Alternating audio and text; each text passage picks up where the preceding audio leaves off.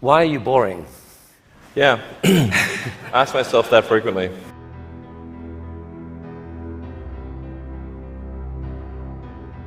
A lot of people dreaming about future cities, they imagine that actually the solution is sort of flying cars, drones, etc. You go above ground. Trying to dig a hole under LA, a 3D network of tunnels to alleviate congestion. I think one of the most soul-destroying things is traffic. It takes away so much of your life, and it's horrible. There's no speed limit here, so we're designing this to be able to operate at 200 kilometers an hour, about 200 kilometers an hour, or about 130 miles per hour. There's no real limit to how many levels of tunnel you can have. So you can go much further deep than you can go up. The deepest mines are much deeper than the tallest buildings are tall. I mean, you started Tesla with the goal of persuading the world that electrification was the future of cars. Yeah, cross country from LA to New York by the end of the year, fully autonomous. By the end of the year, you're saying someone's going to sit in a Tesla without touching the steering wheel, tap in New York, off it goes, won't have to ever touch the wheel by the end of 2017. We should be able to go from all the way from a parking lot in California to a parking lot in New York, no controls touched at any point during the entire journey. So this is allowing you to dream of this really ambitious idea of sending like many people to Mars in 10 or 20 years time, I guess. Yeah. In the next 20 years. And you've designed this outrageous rocket to do it. Help us understand the scale of this thing. Well, I think visually you can see that's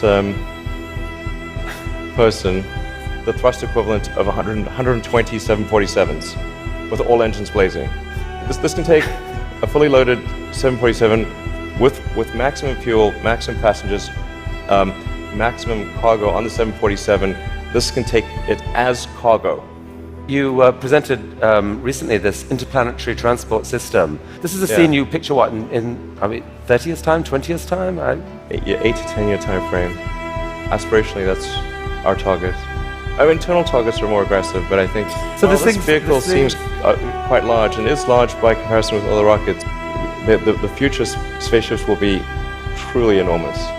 Sustainable energy will happen no matter what. If there was no Tesla, it would have to happen out of necessity. It's tautological. If you don't have sustainable energy, it means you have unsustainable energy. Eventually, you'll run out, and the laws of economics will drive civilization towards sustainable energy inevitably.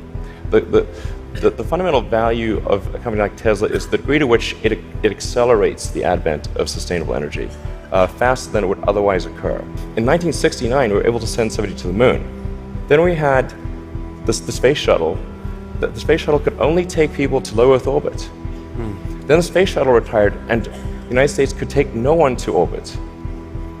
So that's the trend. The trend is like down to nothing. This is not. People are mistaken when they think that technology just automatically improves. It does not automatically improve. It only improves if a lot of people work very hard to make it better. And actually, it will, I think, by itself degrade, actually. I look at the future from a standpoint of the probabilities. It's like a branching stream of probabilities.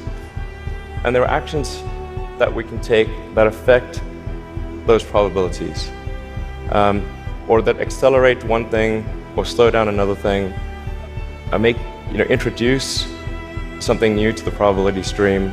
That in your mind you dream this stuff, you dream stuff that no one else would dare dream, or no one else would be capable of dreaming at the level of complexity that you do. The fact that you do that, Elon Musk, is a really remarkable thing.